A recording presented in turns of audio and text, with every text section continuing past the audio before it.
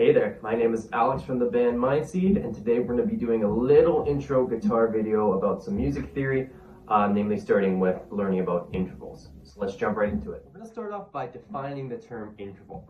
In more general terms, an interval is just the time, the distance between two events.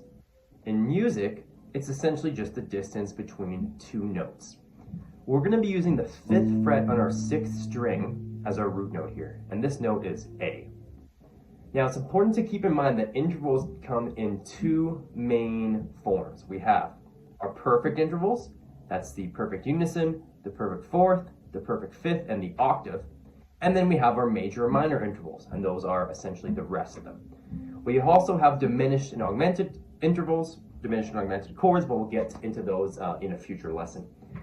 So starting from A on the 6th string, let's go through our perfect intervals. Perfect unison would be playing the same note 2 times.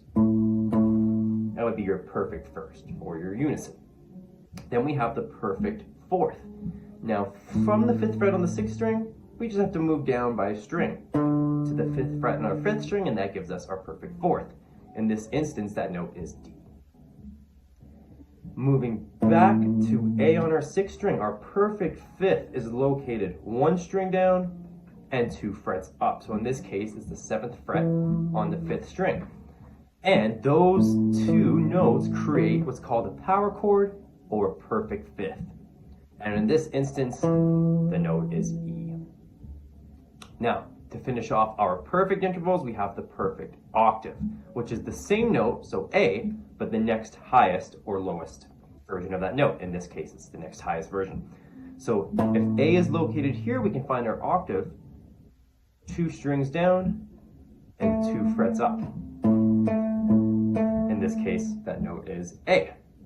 And those are our perfect intervals. Now we're going to move into our major or minor intervals. So starting again with A, we have a minor second. If we were to go up by 1 fret, we would refer to that as a minor second interval. We could also refer to that as a half step. Next up, from the 5th to the 7th fret, that's a major second interval. Now, here our minor second was A sharp, and our major second was B. Now we can also find the same interval if we were to play A with our pinky, and then play the 1st fret on the 5th string. That also creates a minor second, so A into A sharp. If we were to go from the 5th fret into the 2nd fret on the 5th string, that would give us our major second interval, and that would be B. Moving back here, let's move into our minor third. We have a minor third right here. So that's 3 frets up from your root note, minor third. In that case, that's C. Our major third is 1 fret higher than that on the 9th fret. That gives us C sharp. That creates our major third.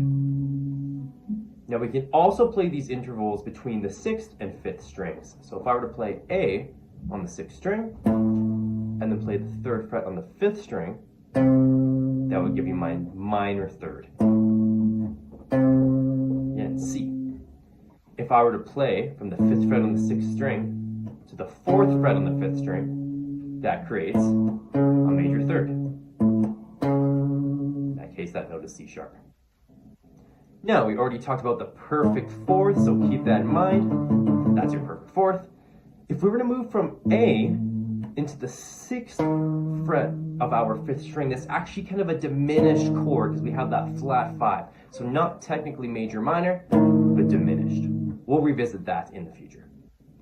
Then we have the perfect fifth, which we already covered. That note is E.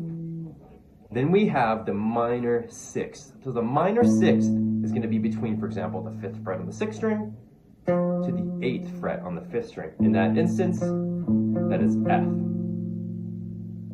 If we're going to move that pinky up by 1 fret to the 9th fret, that's F sharp, and that gives us our major 6th. If we were to play, again, the 5th fret on the 6th string A, and then the same fret but on the 4th string, that gives us our minor 7th, and in that case the note is G.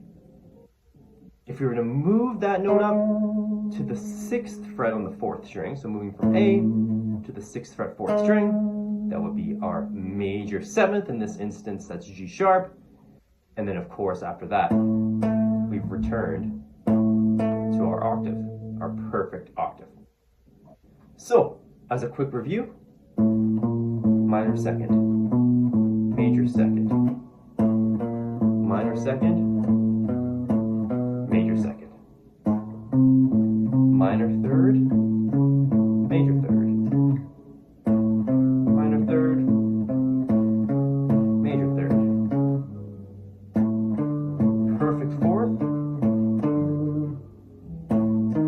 diminished,